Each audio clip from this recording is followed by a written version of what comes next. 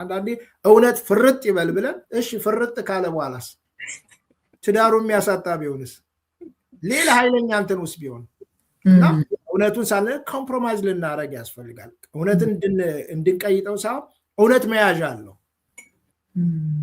እና ሳስተምር ደንበኞቼ እንደምናገር በዚህ በካፕ ተጠቀማል። ትኩስ ነገር ቡና ነው ሻይ የምትወጂው አንቺ? እኔ ቡና።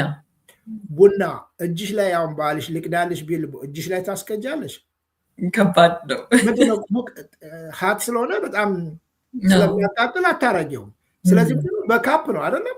እውነት ነው። ደግሞ እንዳይበርድብሽ ከፈለግሽ ደግሞ ልትይዥው ትችላለሽ። እውነት ነው። አጠቃላይ ግን መያዣ አለው ነው። ልክ ነው። ካፕ ብቻ ሳይሆን ይሄ እዛ መቀመጥ ሳይሆን ማስቀመጫም አለው።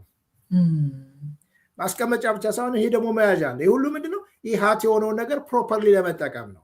ልክ ነው። ትሩዝ እንደዚህ ነው። ትሩዝ ብቻውን ያቃጥላል። ትሩዝ ብቻውን ጀጅመንታል ነው የሚሆነው። ትሩዝ ብቻውን የትም አያደርስም። እውነት መያዣ አለው እና ጥንዶች ማሰብ ያለባቸው እውነቱ ይውጣ ምናምን ብቻ ሳይሆን እውነት እንዴት ነው የሚይዘው? እዚህ ሀገር እንደሚባለው ምንድነው ምን ተናገርሽ ሳይሆን እንዴት ተናገርሽ ነው።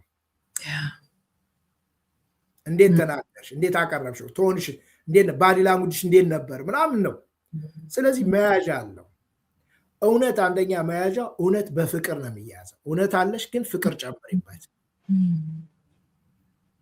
ሲሆን ጀጅመንታል አይሆንም፣ የሚያክም ይሆናል። እውነቱ እየተነገረ ግን ያክማል፣ ወደ ሰላም ያመጣል።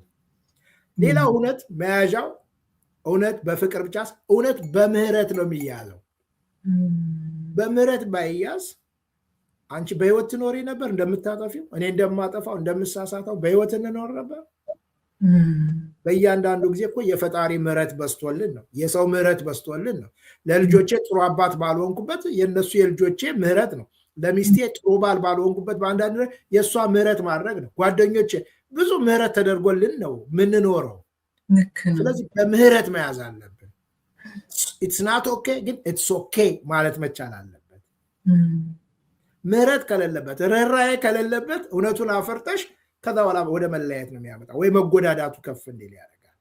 ሁልጊዜ እውነትን ምህረትን ጨምርበት። ኦኬ ሁኖስ ቢገኝ ይቅር ለማለት ቅድም እንዳልኩሽ መበቀል ሳይሆን መቀበል በይቅርታ የተደረገልን ምህረት የተደረገልን ብዙ ጊዜ አስበን ምህረት ለማድረግ መዘጋጀት